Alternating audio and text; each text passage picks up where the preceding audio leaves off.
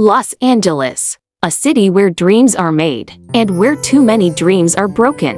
Behind the glitter of Hollywood Boulevard and the luxury of Beverly Hills, there's another reality, one the tourist brochures don't show you. Just a few miles from the Walk of Fame lies Skid Row, home to thousands of people without homes. But here's the part you don't often hear. In the middle of this suffering, there is hope. Hidden heroes are working quietly, day and night, to bring life back into forgotten streets. Skid Row is often described as the epicenter of America's homeless crisis. Tents stretch for blocks, sidewalks turn into bedrooms, and for many, survival is a daily battle. Yet in this place of despair, something extraordinary happens.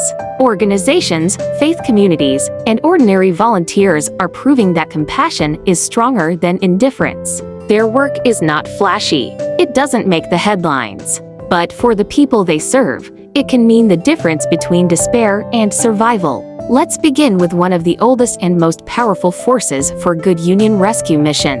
Founded in 1891, it has become a lifeline for Skid Row. Every day, they provide thousands of hot meals, clean beds, and most importantly, programs for recovery from addiction and trauma. Because here's the truth. Homelessness isn't just about lacking a roof. It's about broken spirits, untreated wounds, and forgotten potential. Union Rescue Mission understands that healing requires both body and soul. And they're not alone. Faith-based communities across Los Angeles are opening their doors in ways you might not expect. Churches, mosques, synagogues, sacred spaces once reserved only for prayer are being transformed into sanctuaries of survival.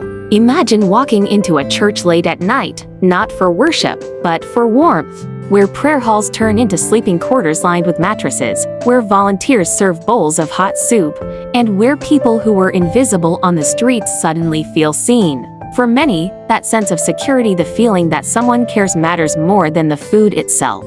But the story doesn't stop with large organizations. Some of the most powerful acts of kindness come from ordinary people, volunteers who simply refuse to look away. Picture a college student handing out bottled water on a scorching summer day, a grandmother knitting blankets and delivering them at midnight, a young couple walking Skid Row, not with money to give, but with listening ears, reminding people that their voices still matter. These volunteers don't have millions of dollars. But sometimes their presence alone saves someone from giving up entirely. Still, let's be honest. These heroes face challenges that no amount of goodwill can fix alone. Food runs out, beds are limited, volunteers burn out, and the need keeps growing. Every day, more people find themselves on the streets, victims of rising rent, job loss, mental illness, or simply bad luck. These organizations are not replacements for the system. They are the safety nets, the stopgaps, the ones filling in where society has failed. And yet, they keep going. Because giving up is not an option. And here's the miracle. Los Angeles has not lost hope. As long as there are hands working quietly in the middle of the night, as long as someone believes that one blanket can save a life, and as long as there is a voice saying you are not alone, then hope is not dead. Change doesn't always come from big policies or billion-dollar projects. It begins in small acts of humanity. It begins with community. It begins with us. So the next time you hear about Skid Row, don't just think of despair. Think of the resilience.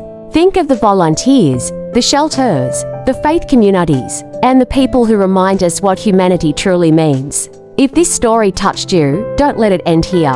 Hit that like button, subscribe for more untold stories, and share this video so the world can see that hope is still alive in Los Angeles. Because together we can make sure it never fades.